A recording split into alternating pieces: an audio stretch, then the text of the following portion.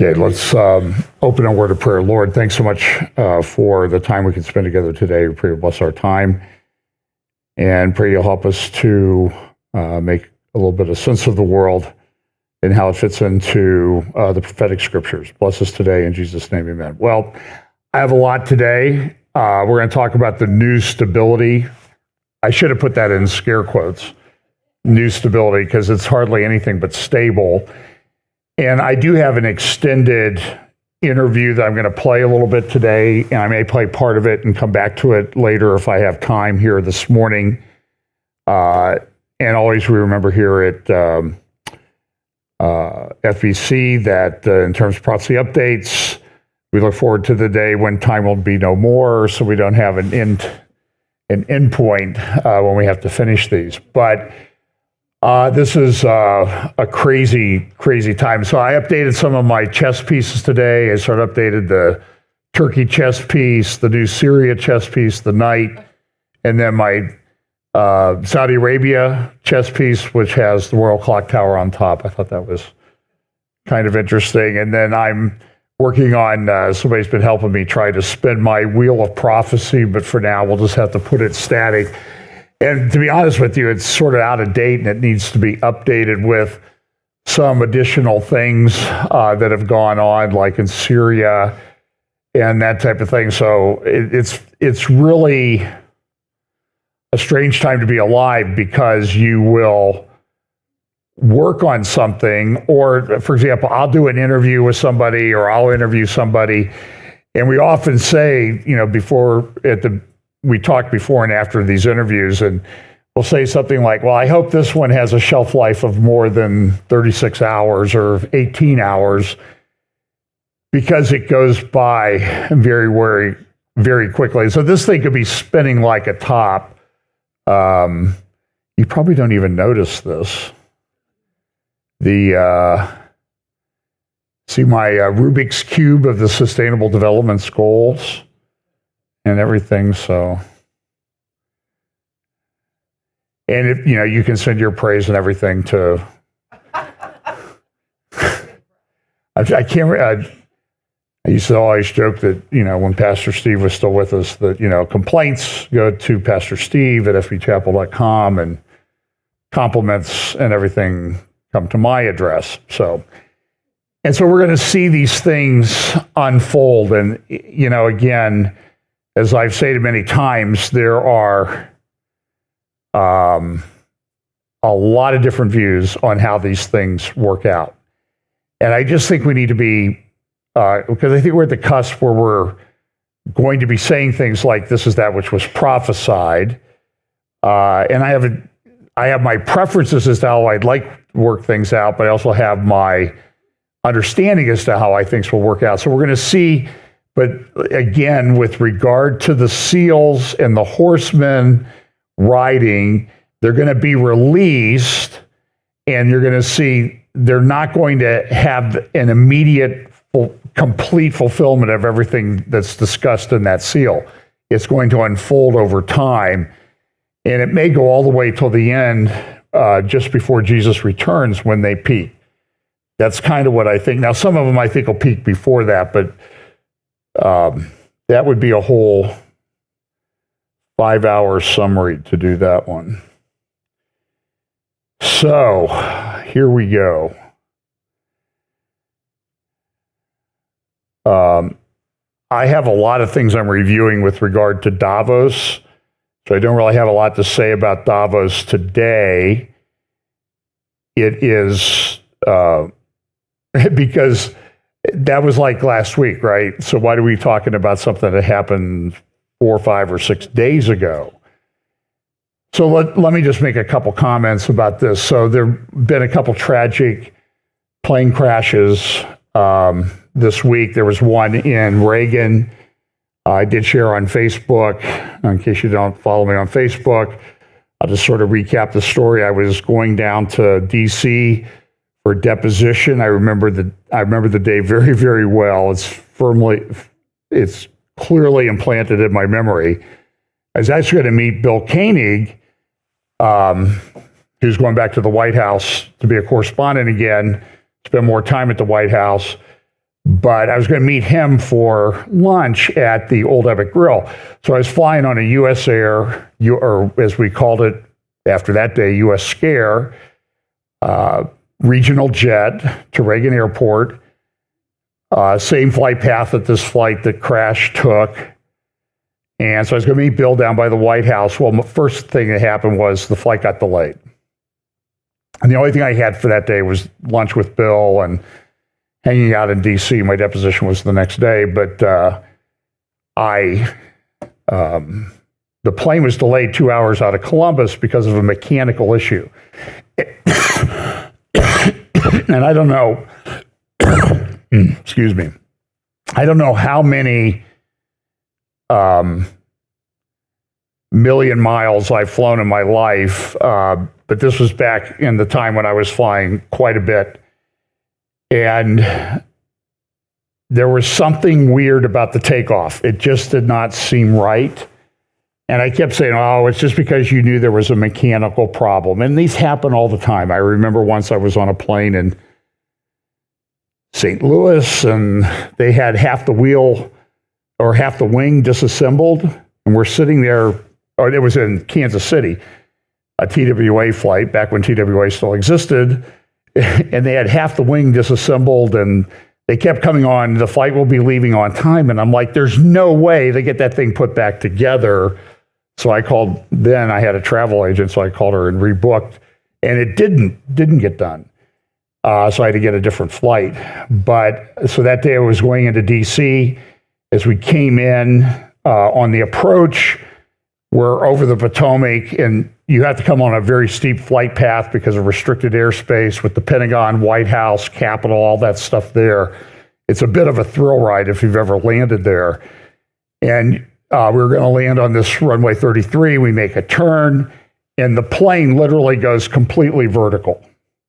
And it starts to I'm sitting on the right side of the plane, and I'm looking straight down into the river across the wing. And I'm thinking, this isn't right. And then he corrected it, and the plane flipped 180 the other way. And then he straightened it out, and the plane started shaking. I've never been on plane shake like this, which pilots tell me that means it might have been going into a stall, which means it just falls out of the sky. And by now, we're too far down the runway to land, so we have to go around. Every time we went around, it made a left turn, on the go-around. The plane would start shaking. So we got on the ground. Nobody on the plane, it was very strange. Nobody on the plane. It was the quietest airplane I've ever been on. I mean, it was just the outside, the plane noise. Nobody said a word. And at Reagan, they would put you on the tarmac. You would get off the plane and you'd get on a bus to go to the terminal. I think it's still that way for regional jets. And we get on the bus, nobody is talking. Everybody's just stone silent. And I, as you might appreciate, I don't always keep my mouth shut. I thought somebody's got to say something. So I said, did anybody else think that flight just didn't go quite the right way? And then it was like oh my goodness, I thought I was going to die. I've never been so scared. Everybody was talking. And my heart is when this happened, it's like you can see it beating in my chest, or at least I thought if I looked down, I could see it. And I remember I went all the way downtown DC on the metro, got off, came up the escalator by the White House, exit there, the stop, and that's when my heart rate sort of started to finally return to normal. So it was, who knows? I also shared on Facebook this morning, I was going to a deposition at a big New York, DC law firm, and the law firm had redecorated their offices. I thought that was kind of funny. Everything was frosted glass and stainless steel. And I mentioned to one of the partners there, I said, is this new to court? He goes, yeah, we just had it done. What do you think? And I'm like, well, it answers one of the questions I've always had. He goes, what question? I said, I've often wondered that when you shut the door on the refrigerator, do the lights stay on? I said, now I know that they do. Because I felt like I was sitting in a refrigerator. So So, a lot of different theories about what's happened. I would just encourage Christians, especially when these happen, the first inclination is to come up with some crazy theory. Often, and I don't think that's healthy. I would see people, this happened. It was the pilot, was this orientation, and that all that turned out to be false.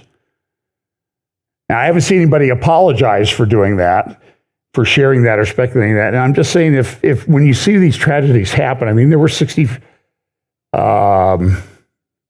people or so died that night, including 3 helicopter pilots.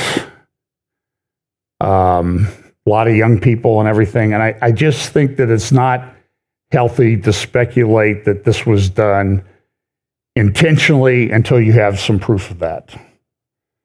I don't think there's proof that it was done intentionally.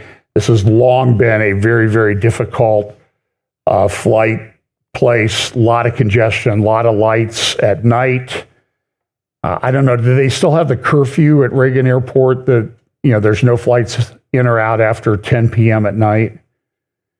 I remember once I had to go out to Dulles to catch a flight because the flight was delayed coming into Reagan. It was going to get in after curfew. They wouldn't let it land. So they put us on a bus in the summer with no air conditioning to go out to Dulles to take the flight home. So that's happened. So it's a very, I don't think it's ever going to go away. It's just too convenient to everything. So this has been, speaking of chaos and non-stable, this has been kind of a chaotic week on Capitol Hill as Trump's cabinet appointments have gone through the process to be approved. Now, I think some have been approved, like Besant at Treasury, Hegseth at Department of Defense, RFK, Health and Human Services, had hearings this week. Tulsi Gabbard, Director of National Intelligence, and then Kash Patel, who's been nominated to head up the FBI, are all going through rather contentious hearings. And they ask these people, will you commit? Listen, they're not going to commit to anything that you ask or any statement or comment you make in your thing. So but it's political theater. Trump has come in and it's been, I have some part of an interview with Walter Russell Mead, who I think puts it into pretty good perspective. He has come in like a storm. I think last week I titled my update, "The Storm is Here."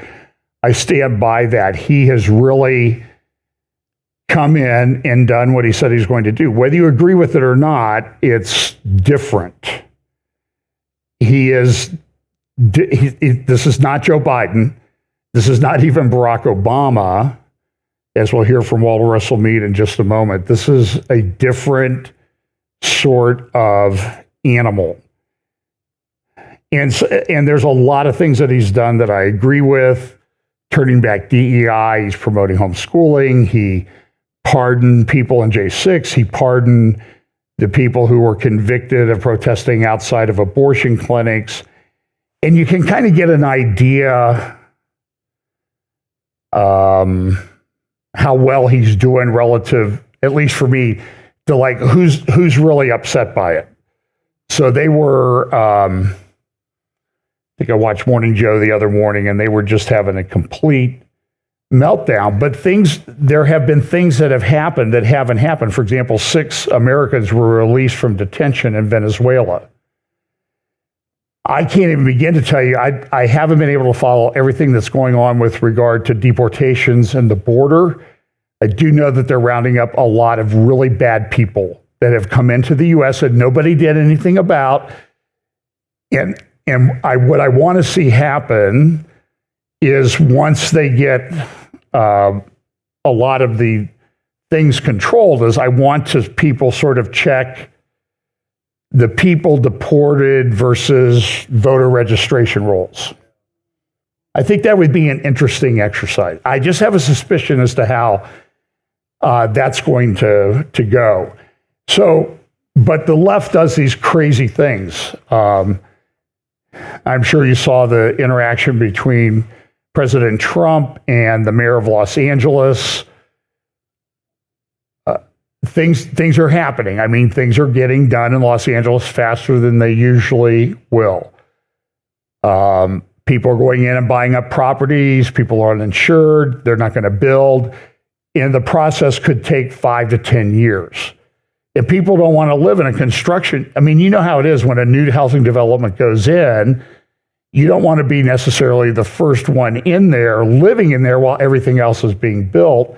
Well, imagine that in the Pacific Palisades. And I went through and looked at these streets.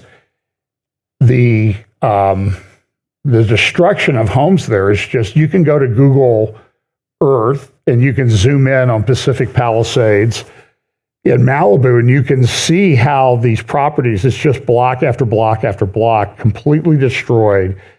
These homes that are probably, I sort of compared them to Zillow.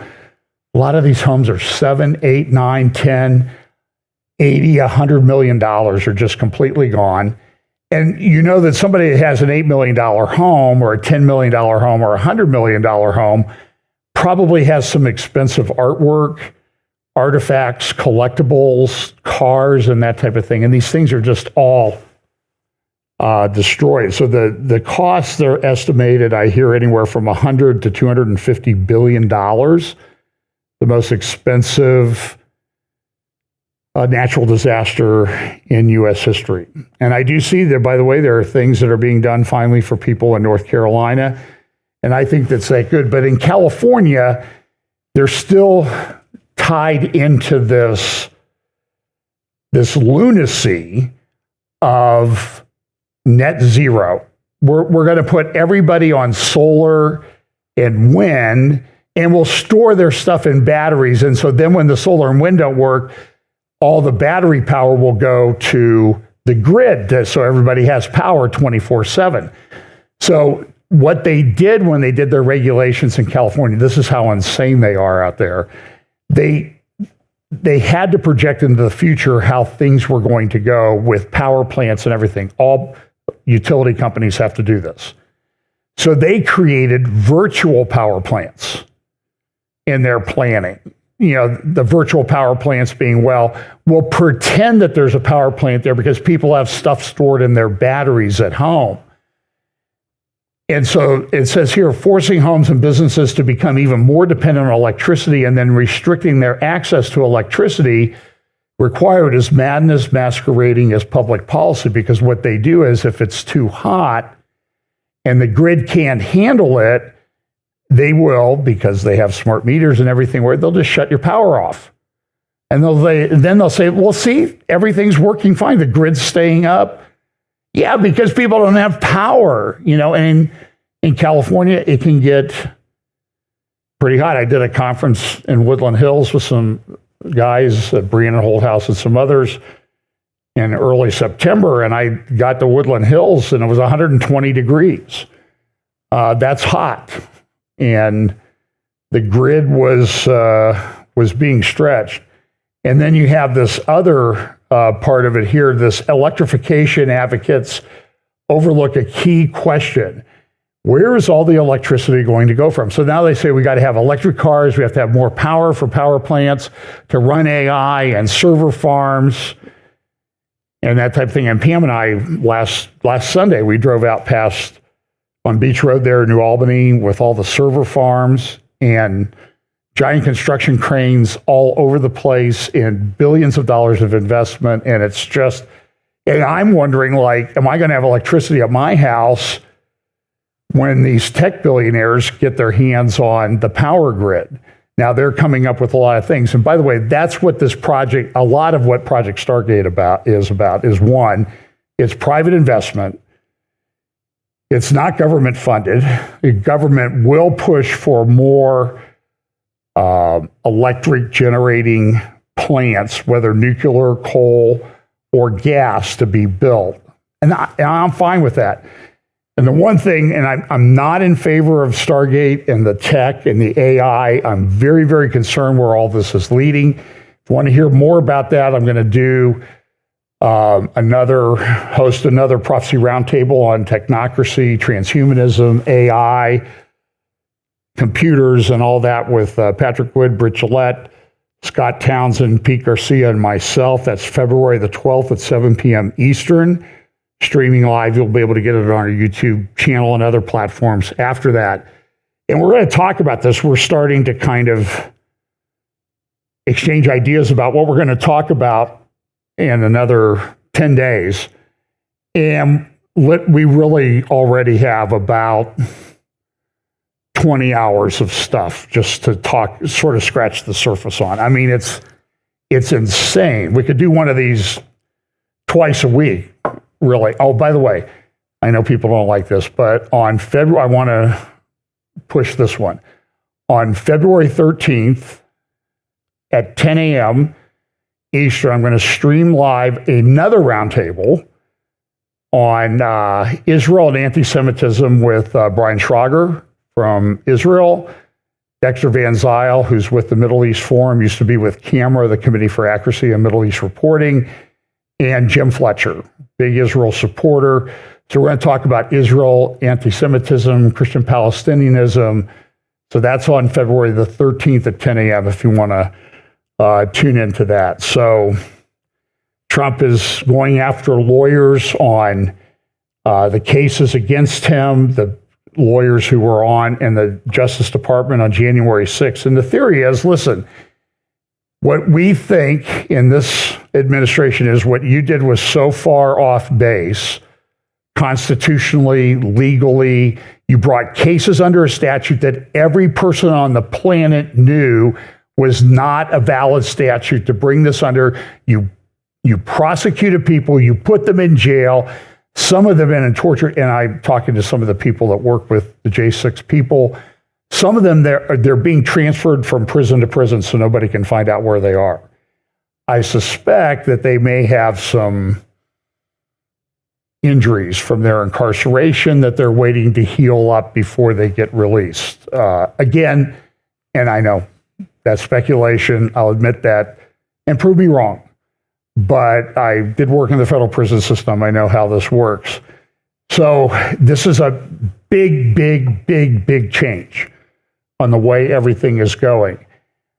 I will say that one of the most impressive people in the administration has been, what's her first name? Carolyn Leavitt, the new press secretary. She's a beast.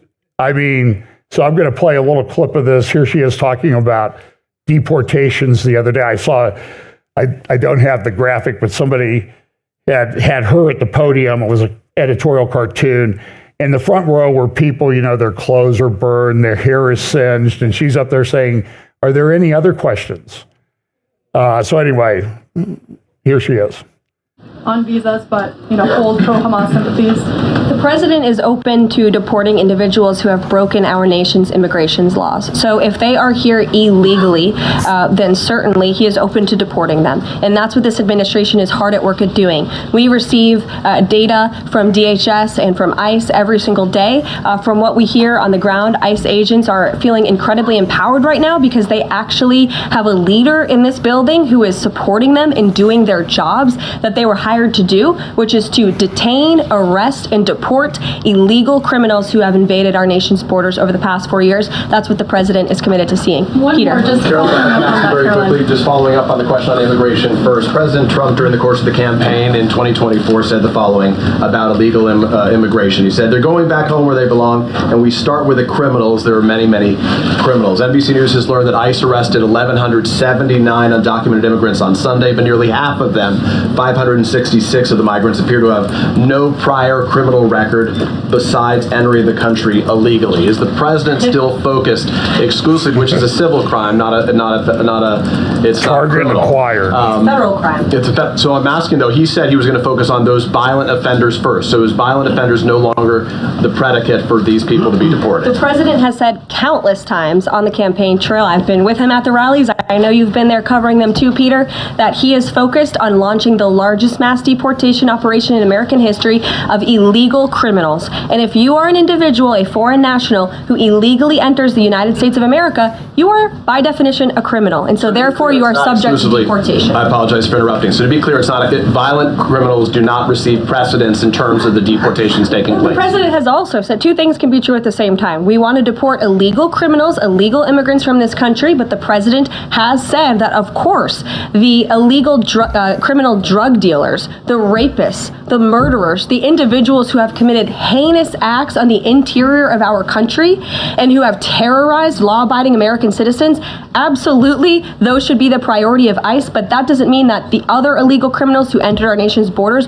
are off the table. Understood. Then let me ask you a separate question about the confusion that still exists across the country right now as it relates to the freeze or the pause as it's described. President Trump, of course, ran one of the key policy items was that he was going to lower prices, lower the cost of everything from groceries, as he often said. But in many of the cases, it would seem that some of these moves could raise prices for real Americans on everything from low-income heating, that program, child care programs. Will nothing that the president's doing here in terms of the freeze in these programs raise prices on ordinary Americans? What particular actions are you referring to that I'm referring to LHEAP right now. That's the low-income heating program, for example. We can talk about, there's no clarity, so I could refer to a lot of them. We don't know what they are specifically. Can you tell us that LHEAP, that LIHEAP is not one of those affected? So you're asking a hypothetical based on programs that you can't even identify. Well, just identify. What I can tell you just to be is clear, since you guys haven't identified, let's do it together just for Americans at home. Medicaid, is that affected?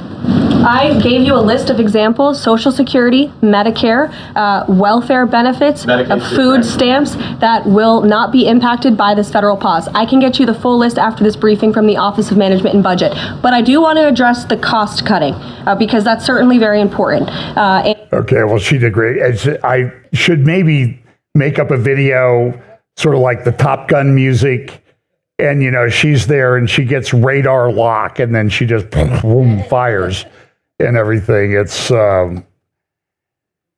know I have friends that don't like this. Got tariffs coming. Universities are retreating on DEI after Trump's order.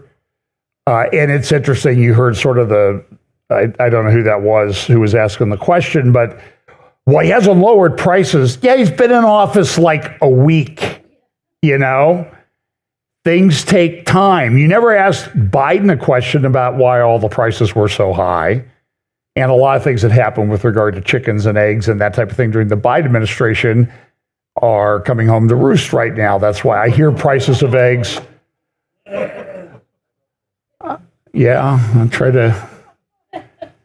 I work on my yolks all night long sometimes, and my egg yolks.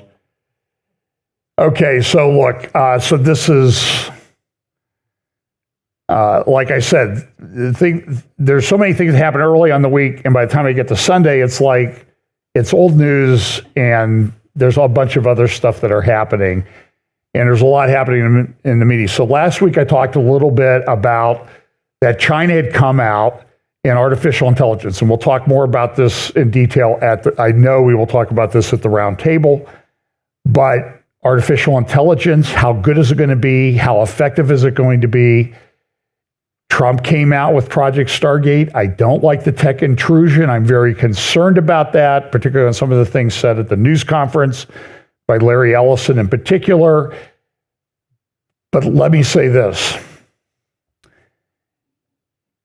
This stuff is not stopping. Okay, you tell me under what constitutional provision tech development has to stop. Maybe Congress can enact a law about it, but then that's up to Congress to do that. So this is a thing. And so while Trump has been said, we're going to be the leader in AI, concerning, but he also came out in executive orders and said, we will not have a central bank digital currency in the United States. It's not going to happen. And his Treasury Secretary seems to be fully on board with that. So you have to be very transactional with Trump. I don't like his statements about a new golden age and that type of thing. Those carry a lot of baggage and weight with them. So I've sort of wrestled with it in my own mind, and I'm going to be sort of transactional with Trump. I'm going to take what he does that I like, and the other stuff I'll talk about. And I'm concerned about the AI. We've been doing roundtables on that subject for a year in Technocracy. So Deep Six came out, and I think it was planned by China. By the way, we don't have time to go into it. I've talked a lot about China being in severe demographic decline and financial problems. I don't agree with him on everything. There's a guy named Peter Zion, Zeihan, Zion on geopolitics. He did about a 20-minute segment on his channel the other day about China. We always think China, we look at the charts and they have a 1.4 billion people. It's now coming out that even within China, a lot of people say that their population is not 1.4 billion. It's more like 1.2 billion. And other analysts are saying it could be 300 to 500 million people below that. Now, what does that indicate to you? China lies. So I'm not sure how good Deep Six is. I think there are some problems with it. I think you need to be very careful with it. I would not download it and use it on any device that I have unless it was a throwaway flip phone maybe that's not tied to me in any way.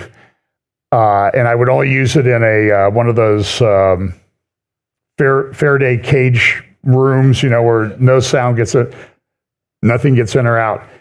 But China announced this like a week ago Friday. So Trump comes out on, I think, a week ago Wednesday with Project Stargate. We're going to go on this. It's going to be great. It's going to be, as he would say, big, beautiful AI and all this stuff. And then like 2 days later, China comes out with a competitor and says, oh, we'll give this away for free. There's no cost to it. It's just as good as AI. And it had a huge impact on the market. The market overall was down about 17% last Monday.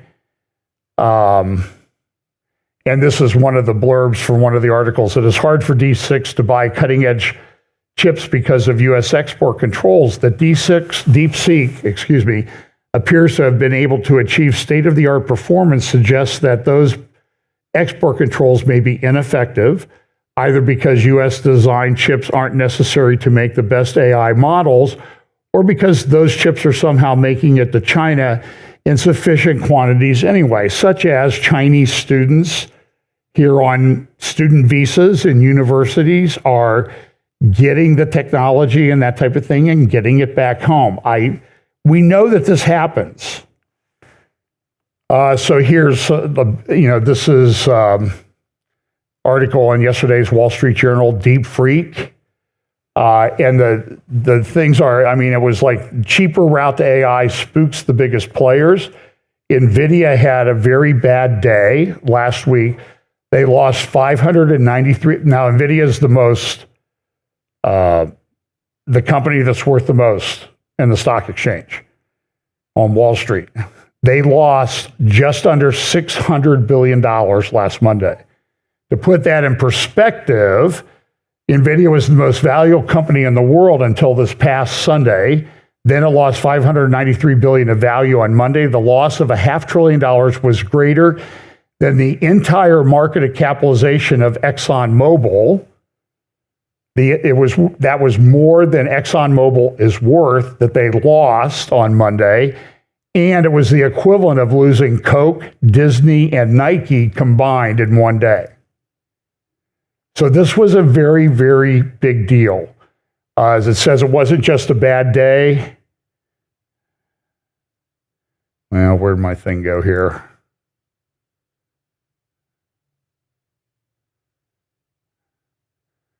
It was the worst day for any stock in history.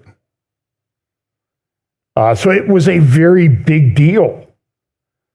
Now, it did come back the next day a little bit, but in one day, it lost all of this. Big, big thing. People in China are very proud about what they did. This guy in the Wall Street Journal yesterday writes, the Manhattan Project was secret. Should our AI work be too? And there's so many things going on in this space. Safety teams get fired at OpenAI. OpenAI was supposed to be a nonprofit. Now it's a for-profit. Elon Musk and Sam Altman are fighting with each other. So I don't know exactly what Trump's position on all of this is. I assume that his idea is, look, if this is going to be there, we're going to be leading the charge. But are there people in the administration that want to put brakes on it? I do think there are people coming in that recognize the problems, but are they going to be able to stop this? This is a big technology freight train that we're seeing.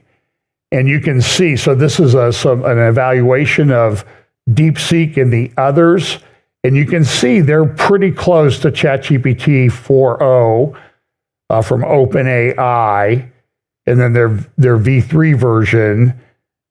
They do pretty well, but they're not perfect, but neither is Twitter's or X's Grok and that type of thing. And I know people, they're using these technology tools like crazy. And I will tell you, when I look at the news in a week, I'm thinking like, maybe I need to go get an AI tool to help me summarize all the things. Like, here's the Bible, here's the prophetic scriptures, and now you pull out stuff from the news that's related to that. And it's very tempting to do.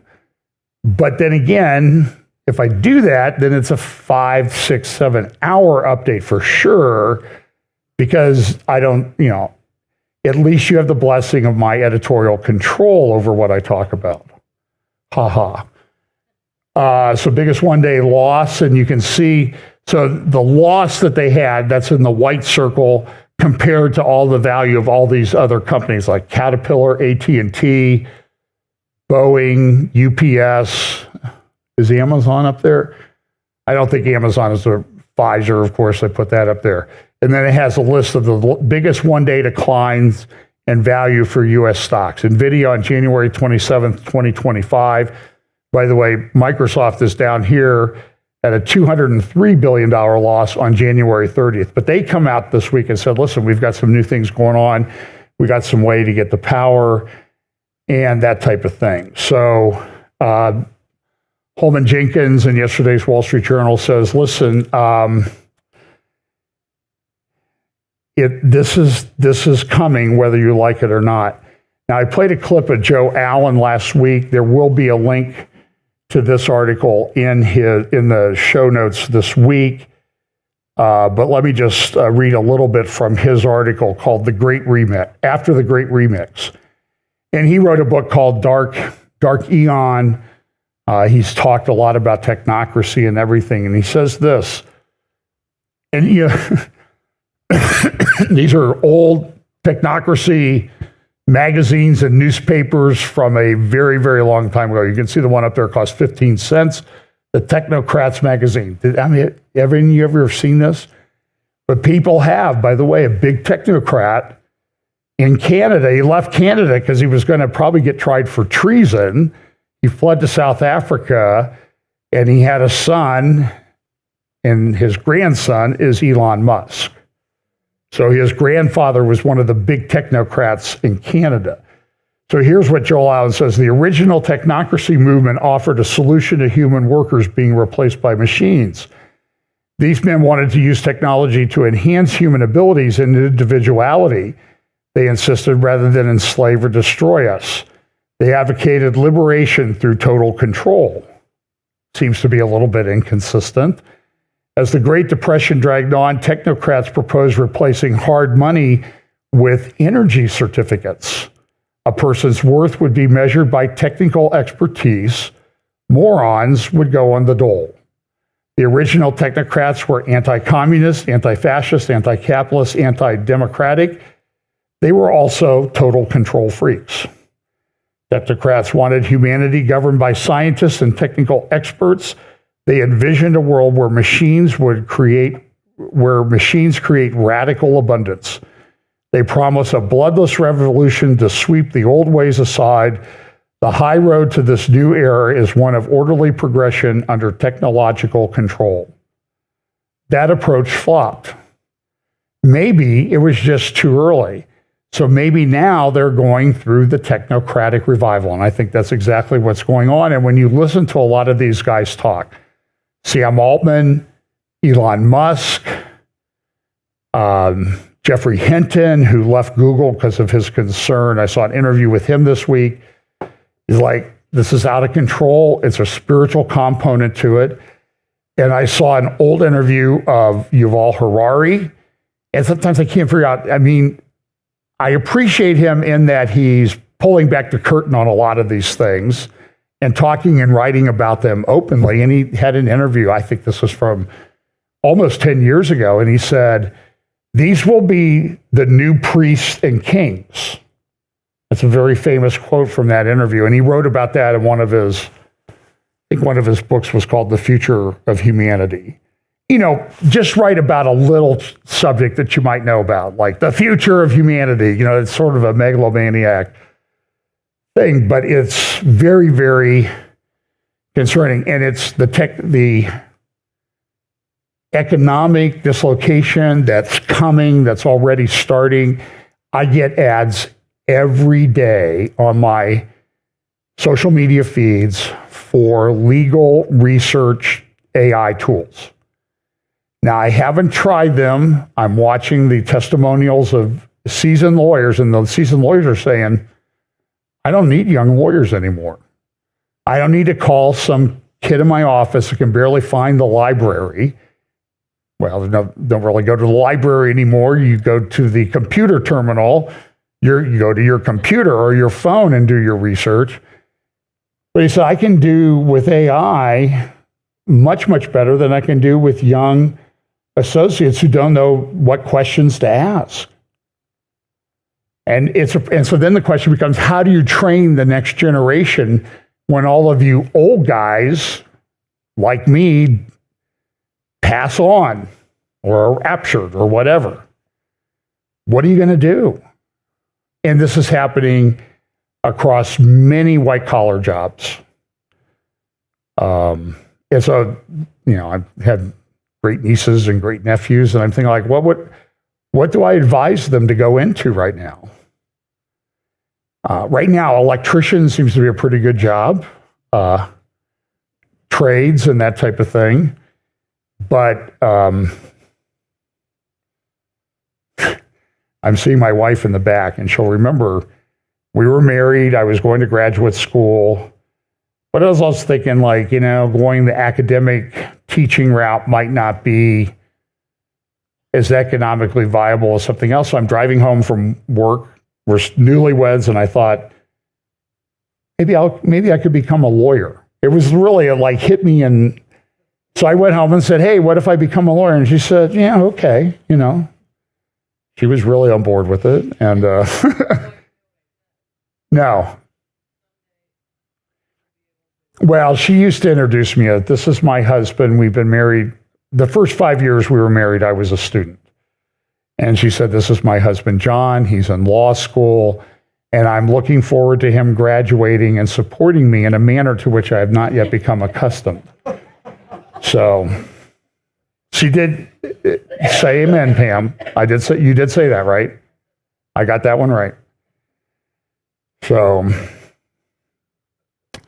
Europe is in major economic distress. And by the way, so back to Peter Zion on China. China, their population is declining. They're estimated that they may have enough housing, excess housing in China to house the entire population of Brazil. That's empty and will never be occupied. What does this do to their markets, their lending, and all types of things? So Trump is going to break up we don't know what he's going to do with the Five Eyes yet. These are the heads, the spy agencies of Canada, UK, Australia, Canada, U.S., and they've been doing abuses, and I don't care what the mainstream media said yesterday after this. So let's look a little bit at the Middle East. This could be really long, but a few things. Netanyahu, you'll see in a minute, he's on his way to the U.S. to meet with Trump. First foreign leader to meet with Trump will be Benjamin Netanyahu. By the way, he will be accompanied on that trip by Netanyahu's new advisor of international affairs, a wonderful person that we like a lot around here named Carolyn Glick. So she's going to be going into the Netanyahu government. That was announced overnight. She did sort of left a cryptic message. This is my last podcast for JNS for a while, so we'll see what happens. So there's all these meetings are going to be taking place. Trump has come out and said, listen, okay, look, we won't settle Gaza. This Gaza thing is out of control. Barak Ravid at Axios wrote the other day, and he said he did a summary of what's going on in the Middle East. It was actually pretty good. And he talked about Steve Witkoff, who is Trump's best friend and Middle East advisor, who actually went to Gaza. And Witkoff said from what he saw on the ground from lookout points on the Israeli side and during a helicopter flight over Gaza, the destruction in Gaza is immense.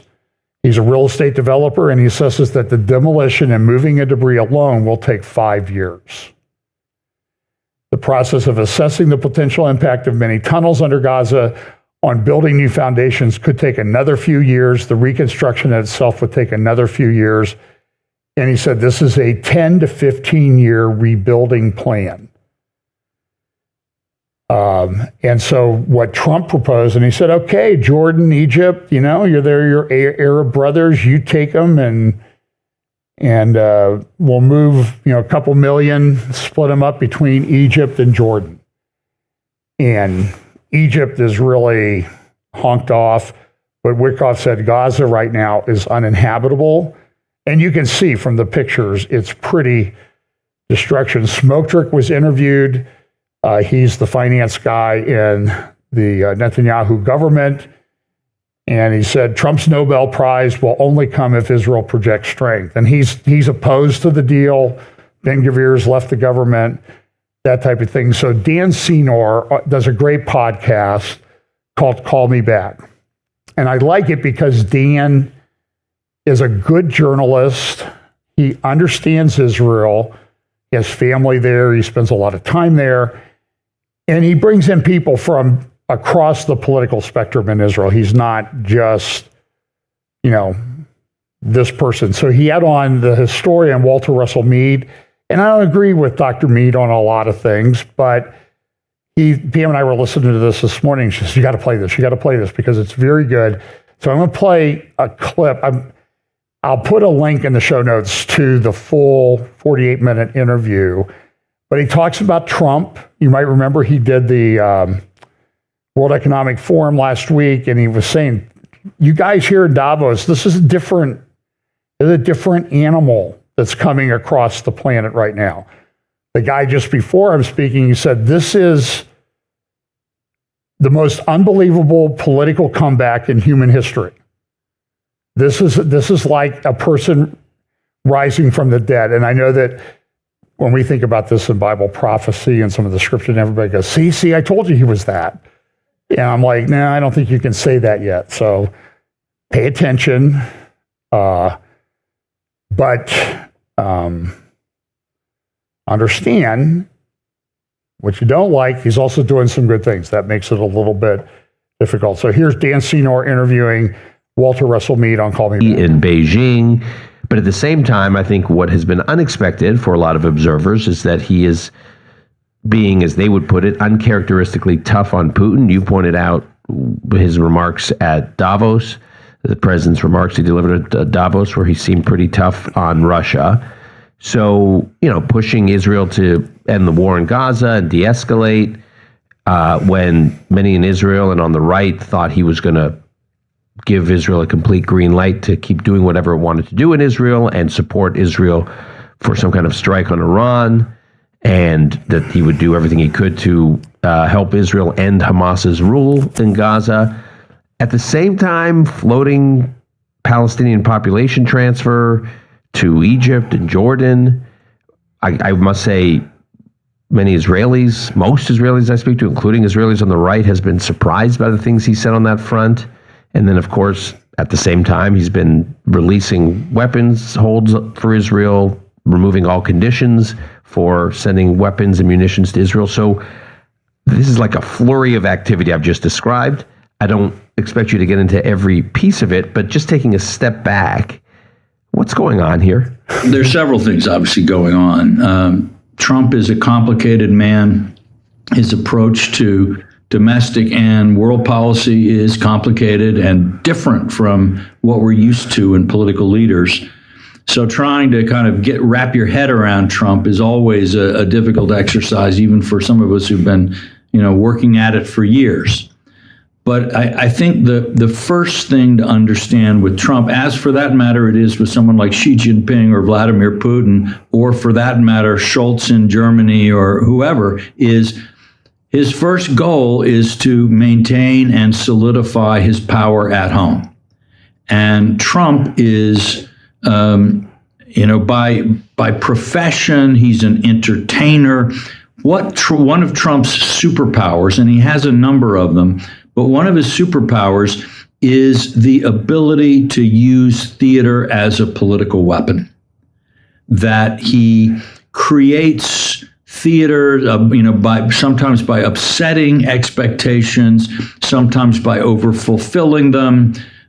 He creates dramas that often cause his enemies and opponents to react in ways that enhance him, but also that put him at the center of the drama. And I'd say one way to understand the last couple of weeks is Trump saying, I'm a different kind of American president. Remember, Ronald Reagan in his 1980 campaign once said about Jimmy Carter, I had a dream in which you told me that, Reagan, wanted your job, Jimmy Carter's job. And I answered in my dream, no, I don't want your job. I want to be president of the United States.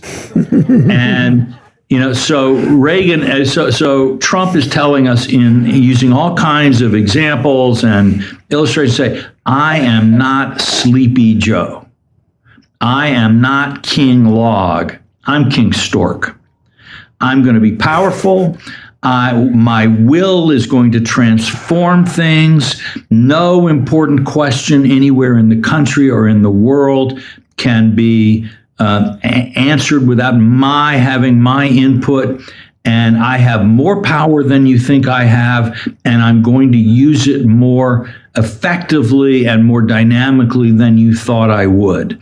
And I think everything he's doing at home and abroad, first and foremost, needs to be understood as scene setting for the presidency, and doing it in a way, again, Trump has been the dominant, not just political figure of our time, the dominant figure of our time, almost since he came down the escalators in Trump Towers. Yeah, it's been a decade. It's been a decade. But right. By the way, just to put it in my little parochial world, I have a 17-year-old son and a 15-year-old son. And, everyone around them, all the adults around them, had just assumed when they were young, when Trump first got elected, that the Trump presidency would be an aberration, that's not what they would know of as the American presidency in his national American political life. In reality, they got the last laugh because for most of their life now, they're like pretty aware of current events and news and politics, partly because of dinner conversation at home, but just generally speaking, they're now teenagers. They're following stuff. They have strong views. Everything else is an aberration. Trump is the dominant, they have been living with Trump as the dominant figure in American political life for a decade. So one of my sons is going to be 18. He'll be able to vote next year. All he knows, that the most steadying force is Trump's presence. Well, he's, I would compare him in some ways to Napoleon in the sense that he is an individual who has managed to make world history, at least for a time, about him.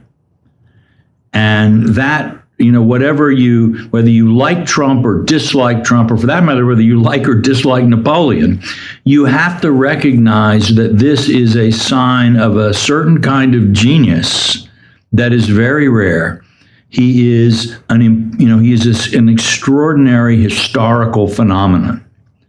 And you can get confused when you try to apply the standards that you would apply if this were the first week of the Harris administration. What would she be doing? What would she not be doing? That's not what he's not playing that game. He is being the Donald, the Grand Trump, the center of American politics and world politics.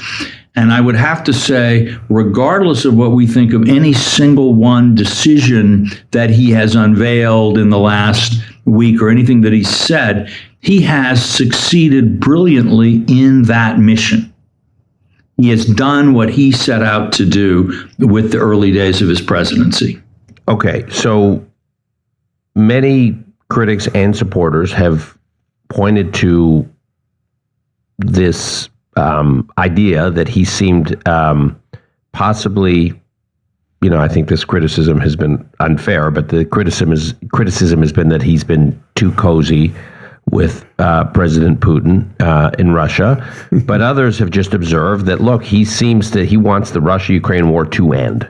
And he was going to end it as soon as he became president. And the implication of him saying he was going to end it was that he was going to stuff effectively a bad deal on Ukraine. I've always thought this sort of, Trump as Putin fanboy was just the most idiotic, self-delusional element of all the sort of Trump derangement syndrome that you see. And by the way, you can identify Trump derangement syndrome in other people without being pro-Trump yourself. This is not, I'm not trying to make a statement here that, wow, he's terrific or anything like that. You can have that conversation, but Trump, the man that Vladimir Putin would most want to be president of the United States forever is Barack Obama.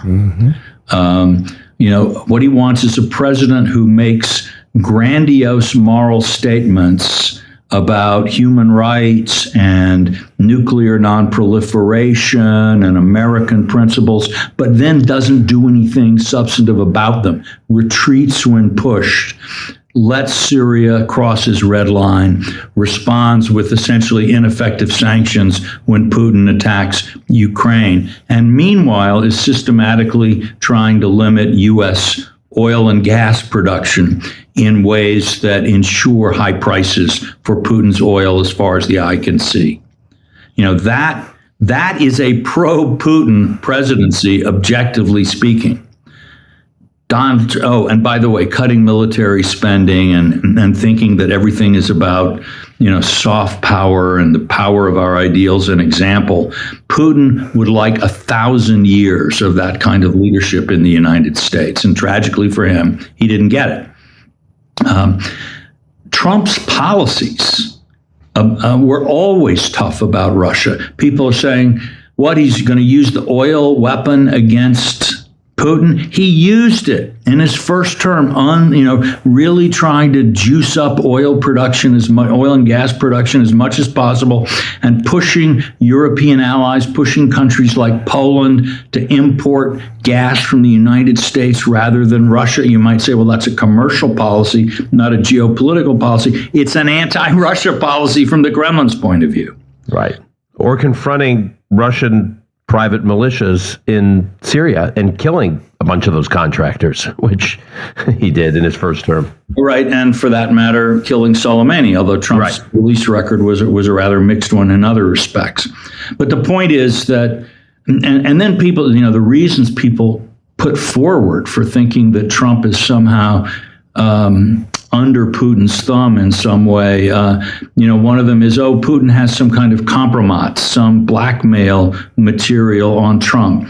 Honestly, I cannot think of a single human being in the last 200 years who is less vulnerable to blackmail. I mean, Trump, if Putin had on film Trump shooting a pregnant woman in broad daylight, half of Trump's base would say it's a deep fake. The other half would say she deserved it. All right. Trump is unblackmailable. All right. And so this idea that somehow, yes, this is, or, a financial impropriety. Oh, my goodness, he has evidence that Trump did something, fiddled with his tax forms or something like that. And the other thing is somehow that they have this deep ideological bond, and Trump identifies with Putin's critique of Western values, and so he's somehow, because Trump is such a sincere, idealistic believer in morality, he's going to make realpolitik concessions to Putin because he's an idealist. Trump, I'm sorry if I disturb anybody's peace here. Trump is not, of all the things that he is, a naive, starstruck fanboy is the last thing Donald Trump is of anyone. So the entire establishment vision of Trump's approach to Russia it's a manifestation. It's like, this reveals the astigmatism in the vision of the beholders. And you got to try to clear your eyes of this sort of thing to have the first. So again, from Trump's point of view, you have this entire anguished press discussion. Well, why isn't he being anti-Russia? Or is he being secretly pro-Russian in some way we can't say? All right, it's all about nothing. Nothing. Right. Okay. I'm going to get to the Middle East in a moment, but So if I have time, I'll come back to it, but I'll put the link. You should listen to all 48 minutes. It's very entertaining. Mead is very intelligent. And again, I don't agree with him on all of his analyses, but he's right. And he did say something about, he made a reference to Napoleon's comment about bayonets. Bayonets are great, but they're not good for sitting on. Something like that, so he's going to use the bayonets. He's not going to sit on them like everybody would like him to do. So Walter Russell Mead, and I find it interesting that Dan's now got his thing called ARC Media, which I just find kind of interesting at this time too. So Dan's Jewish, and that's I'm going to call him up sometime and say, hey Dan, what's the deal with the ARC Media? Why did you choose that? So we'll take care of that in the future. So free hostages, they come out in this chaotic thing. Wall Street Journal, Hamas aims to humiliate Israel by turning releases into spectacles. They bring them out with these big crowds, everybody in soldiers. They dress the people in uniforms, and they have all these clean uniforms, and it looks like a big crowd. It's not as big as you think, but it's still all done. They're carrying weapons. Some of the people have been identified carrying Israeli weapons that they stole on October 7th. And so, and they're releasing Palestinian prisoners, terrorists, in return for the hostages. It's like a 10 to 1 or 30 to 1. I don't know what the ratio is. It's ridiculous. Including, like I mentioned, I'd done an interview with Halal Fold. I was finally able to get the video downloaded yesterday, so I'll edit that and I'll put that up in the next day or two. Halal's brother, Ari Fold, was killed 6 years ago by a terrorist at Gush Etzion shopping center, and he's being released. I have a video, and I didn't get time to edit it. Saw a video this week of new construction along Highway 60. Now, Highway 60 in Israel goes up the spine of Israel. It goes from, I think it goes all the way from Beersheba all the way up to around Nazareth. It goes by, in the north, it goes by Jenin and Nablus. It goes by near Bethel and Ai, the ancient city of Ai, which, by the way, is in the midst of these big, beautiful mansions. There's nobody around in the neighborhood. They've taken all this money, they've built mansions, and then they go live someplace else. But Shiloh, where the tabernacle was, is up that way where the red heifers are right now. You can go see them. Comes down past Ramallah, goes through Jerusalem, goes down to Hebron, goes down by Bethlehem, Beit Jala, and Ephrat, and then down to Hebron. And they're building construction, these, the real estate person in Israel who did the video said they're luxury condominiums.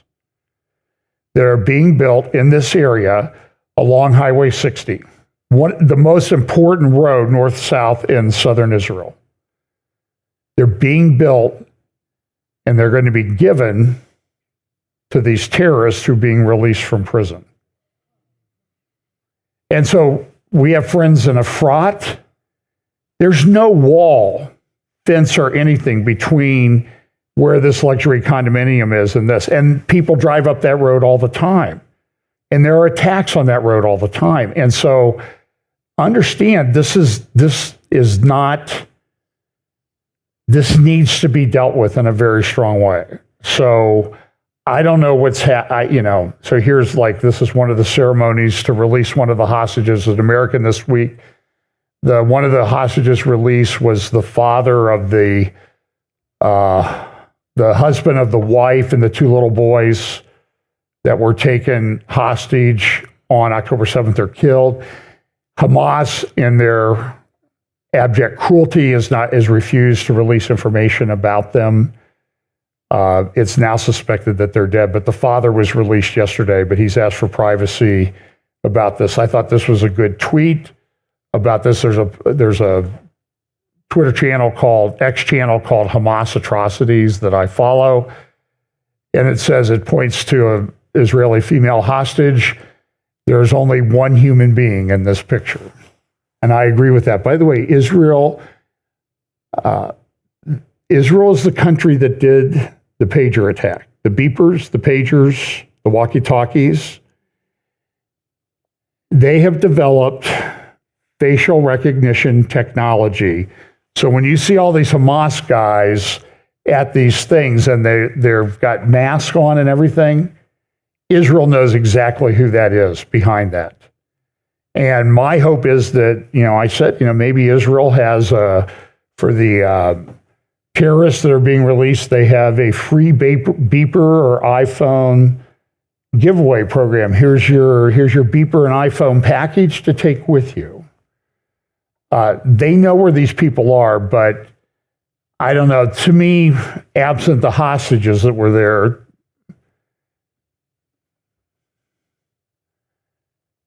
are the citizens in Gaza buying into this?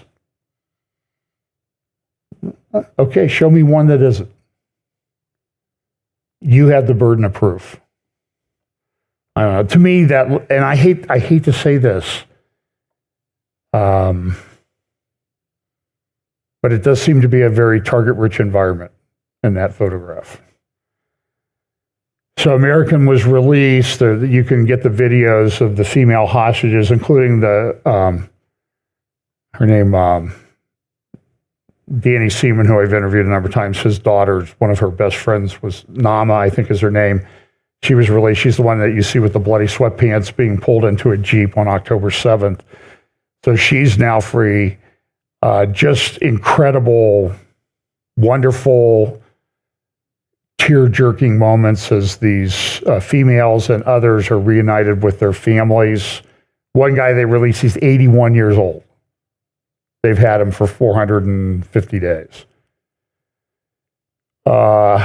Palestinians are leaving. They're going back in this human wave back to northern Gaza. So I want to talk a little bit about Syria right now. Syria is a very important thing, and this is probably where we're going to, I don't know I don't even know what the future holds here. I think this is mostly about Syria and Saudi Arabia. So Syria fell very, very quickly. They're now uncovering documents among security personnel, military personnel from the Assad regime, And they were writing back and forth is like, how did they take over Aleppo so quickly? Putin at his press conference in December, his big annual press conference, said they took over Aleppo with 350 people. Aleppo's the biggest city in Syria, a couple million people. How was that possible? How did they do that? And so you can see here, this is the progression of how the control went in Syria. And from November 30th to December 8th, it completely changed. 8-9 days. And at the end of November, there was still a lot of it still under the control of the Assad, at least they thought under the control of the Assad regime. But Erdogan in Turkey and others were very clever. The way they had what Assad did a number of years ago was he took people from the south and bused them to the north, up around Idlib. Erdogan got in among those people because Erdogan didn't want Syria to go into meltdown, and he's already got over 3 million refugees in Turkey. He didn't want any more, so he was helping out the rebels, hoping that they would eventually get to a place. He's a very patient guy. That they would get to a place where they could take over. And then once they saw Israel take down Hezbollah, Hamas, and that sort of thing, then that emboldened the rebels to move forward. Now, I'm going to say something. There's an analyst. I kind of like him, but I'm not impressed. He's with the Hudson Institute. His name is Mike Duran. He does a regular podcast, Israel Update, with Gadi Taub, who used to be on the left and is now a arch conservative in Israeli politics. But Mike this week tweeted, I have to tell you, I watch this stuff, I read people, I was shocked. He said, Israel was handed a major strategic victory by Turkey intervening in Syria. Because, they took out, and I'm like, what? I responded to him. I don't know if he's replied yet, and I don't really care because this is so egregiously bad. Turkey is nobody's friend. We know from Bible prophecy, Turkey, we can argue about Russia being involved. That's fine. If you want to make that case, I'm not opposed to it. I actually think they might be, but I'm not sure. I know Turkey and Persia are. That's a lock.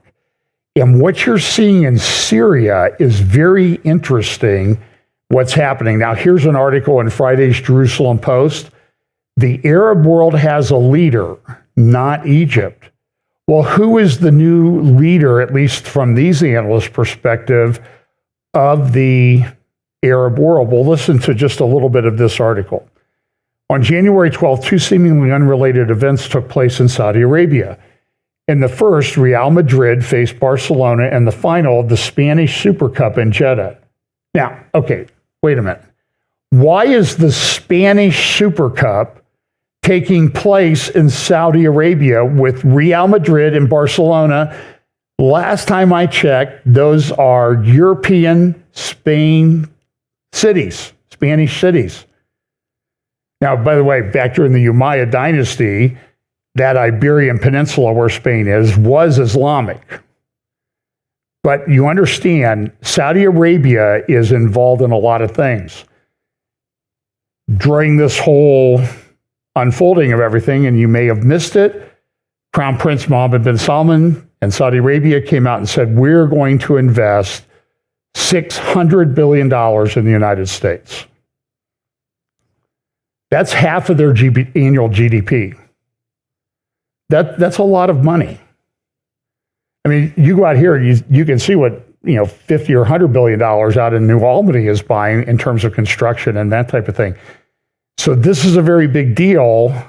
I'm pretty sure this wouldn't have happened if Biden was, but, with money sometimes comes influence, just like Qatar has had influence in universities by spending billions of dollars there. So Thousands of Saudis filled the stands to witness a thrilling 5-2 victory for Barcelona. And this got to be one of the first where thrilling and soccer are used in the same sentence. The game served as a preview of the World Cup, which will be hosted by Saudi Arabia in 2034. On the same day in Riyadh, the foreign ministers of the United States, Germany, France, Italy, Spain, and Turkey, along with the Secretary General of the Arab League and representatives from the European Union and 11 Arab states, convened to discuss developments in Syria. A few days later, the Saudi foreign minister visited Syria.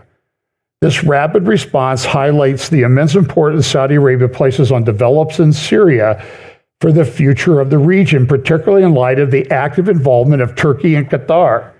It also reflects Saudi Arabia's readiness to offer humanitarian and economic assistance if the new Syrian regime adopts a balanced policy, one that ensures the country's territorial integrity, protects ethnic and religious minorities, and distances Iran's proxies. And in fact, al-Jilani, who was named this week as the new president of Syria, no election, I don't know if he named himself or there's some council of ne'er-do-wells who said he's the new president. He said, we're not going to allow smuggling of weapons through Syria to be used as a route through which to smuggle weapons from Iran to Hezbollah. So we like that. I mean, that's good. But you understand the dynamics and also the Bible prophecy implications of a lot of these things. This summit convened both the Arab League and the Organization of Islamic Cooperation, marking the first time in history that these two organizations met simultaneously in the same location. This move by the Saudis served as a clear statement of their intent and their leadership role in the Arab, Islamic, and African spheres. However, it appears that the Crown Prince's ambitions are not confined to the region, but are also global, relating to both diplomatic and economic spheres, as well as to softer areas such as sports and media, like golf. And by the way, thrilling and golf are used in the same sentence. Often, even in our household, that comes up. Saudi Arabia has established in partnership with the European Union the Global Alliance for the Implementation of the Two-State Solution. And I've talked about this in the past. This came up last fall. An international coalition with some 90 member states. The Saudi declaration that normalization with Israel will not be pursued without a Palestinian state, a significant change of position by the Saudis in the wake of the war, indicates their desire to lead an international process to end the Israeli-Palestinian conflict. Somebody wants to make peace in the Middle East. Someone wants to make peace between Israel and other parties in the Middle East. I've read about that as something that we might expect happening in the future. In the economic sphere, Saudi Arabia is the largest economy in the Middle East. Its Vision 2030 development plan was designed to reduce the country's dependence on oil incomes by developing new areas of economic activity. The Saudis want to develop other economic areas apart from oil, gas, and petrochemicals and become a country that attracts tens of millions of tourists every year with sports and especially football, an important tool for advancing this policy, including visit to what many believe is the real Mount Sinai in the mountain range that will be traversed by this new city called the Line or Neom. Saudi has the largest oil reserves in the world, and it can produce its oil cheaper than anybody else on the planet. Yeah, by the way, Russia has some problems because Russia's had a brain drain. A lot of young guys killed in Ukraine, a lot of guys leaving to avoid that, and they're having trouble in some respects getting their oil, gas out of the ground because it's more difficult to extract.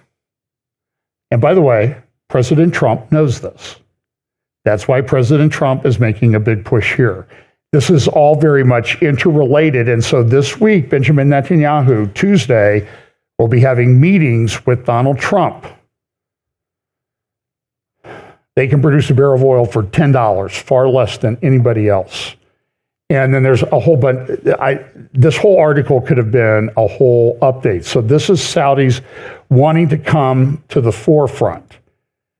That's on Israel stopping giving to UNRWA. But here's the article on Wall Street yesterday, or Jerusalem Post last Monday. Weapons smuggling to Hezbollah will be halted. You have this, Al Jazeera came out with this movie documentary about October 7th. Oh, so what's the big deal? Al Jazeera, because Al Jazeera is Qatar. It's Muslim Brotherhood. They are making a big media push. So they're doing sort of on the Muslim Brotherhood side what the Saudi Arabians are trying to control differently. Very interesting dynamic going on.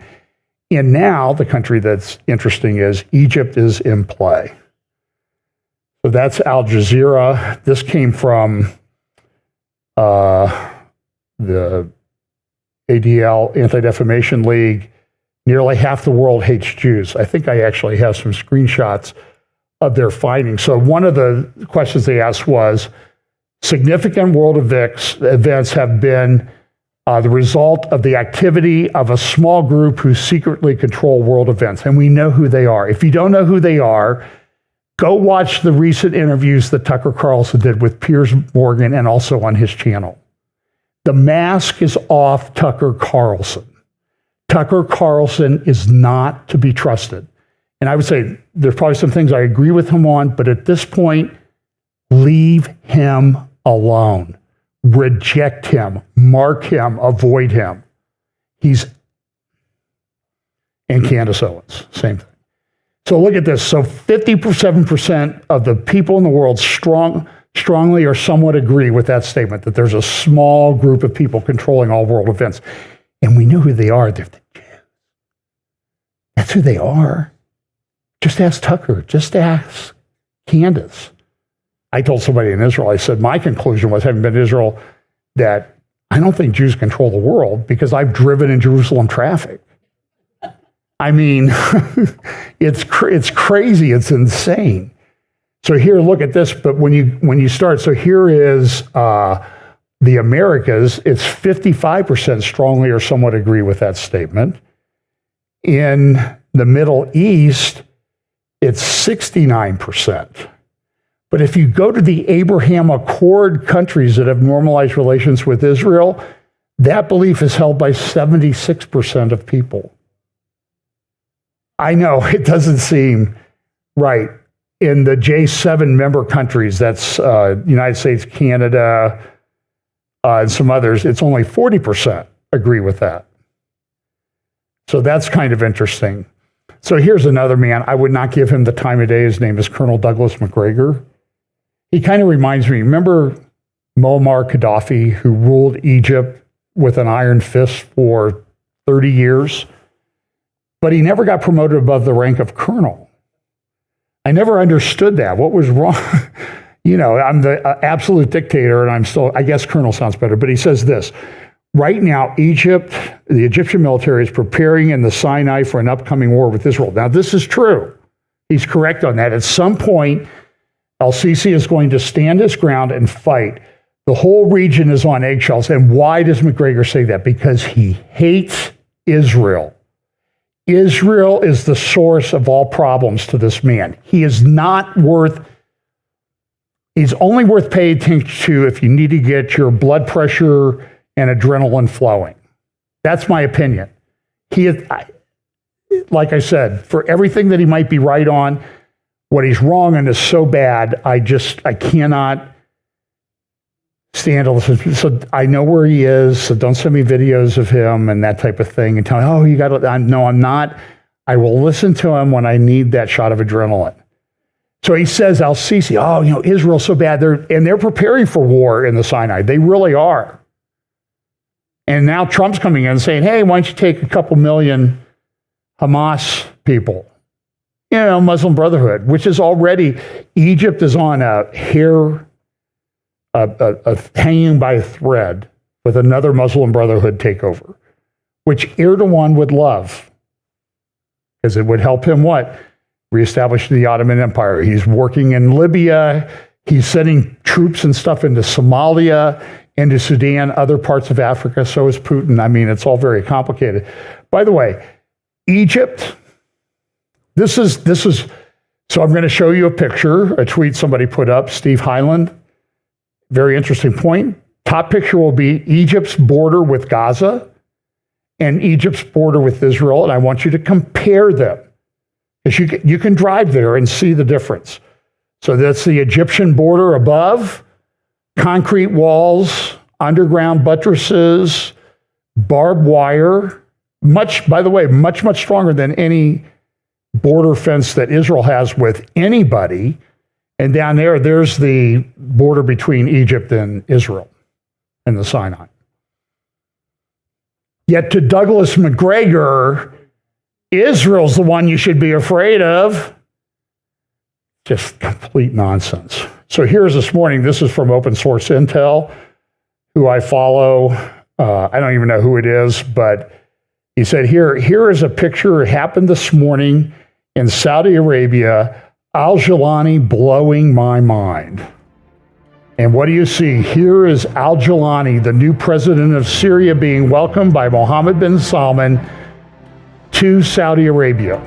By the way, Al-Jilani was born in Saudi Arabia. So this is the meeting of the old brothers, cousins, or whatever, however closely they're related in Saudi society.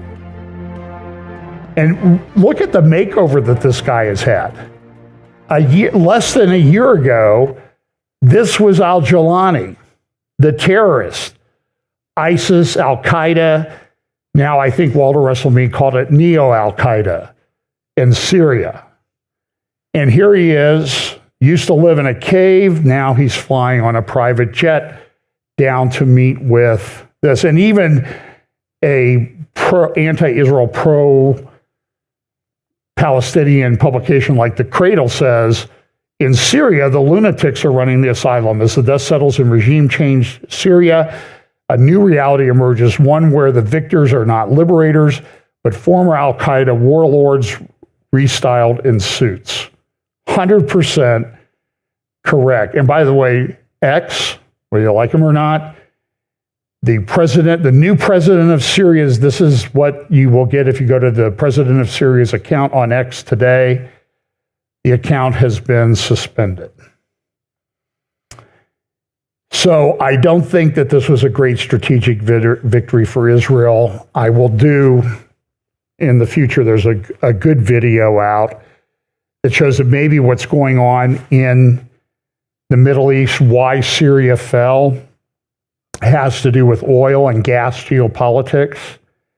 Some are suggesting that why they really wanted Syria they want Syria to get calmed down is Qatar will then build a pipeline from the largest gas field in the world across Saudi Arabia, across Jordan, across Syria, where it will be joined by a pipeline of gas from Israel. It will then go north into Turkey, join up to the Turkish pipeline, and Turkey's transmitting a lot of Russian gas now to Europe because the Ukrainian-Russian contract that required Ukraine to transport Russian gas through Ukrainian pipelines terminated December 31st. So Putin's kind of scrambling to get his stuff there. Qatar said, we're not really that interested in it because we're not really interested in the revival of this pipeline. But with Qatar, you kind of, anything they say, you kind of got to wait until reality catches up to whether what they said is true or not. Now, this is going on in Jenin this morning. This is a video. And look at this. This is Jenin in Israel, in the northern part of Samaria, not too far from Nablus, not too far from Nazareth. This is a hotbed of terrorism. They are obliterating. And if you look at the longer videos that I've seen, they have 20, 25 buildings or more that are being destroyed all at the same time by the IDF. Why? Because Jenin is a terrorist hotbed. So this war, remember we've talked about this, 7, 8, 9, 10 fronts. They've kind of got Lebanon, they've kind of got Hezbollah. Now they're moving, and they kind of got Iran on its heels. They may attack Iran. We don't know what's going to happen. And then this happened in Europe, and I think in Stockholm, a guy who had protested and burned a Quran was killed in a live streamed video on TikTok by guess who? Extremists, real terrorists. There's no phobia involved in that. That's just the facts. So I'm telling you, there's a lot going on. And I'm over time. Excuse me. I miss my cough button. Sometimes I apologize for that. But I did some interviews this week, and then I said I've got 2 roundtables next week on the 12th and 13th.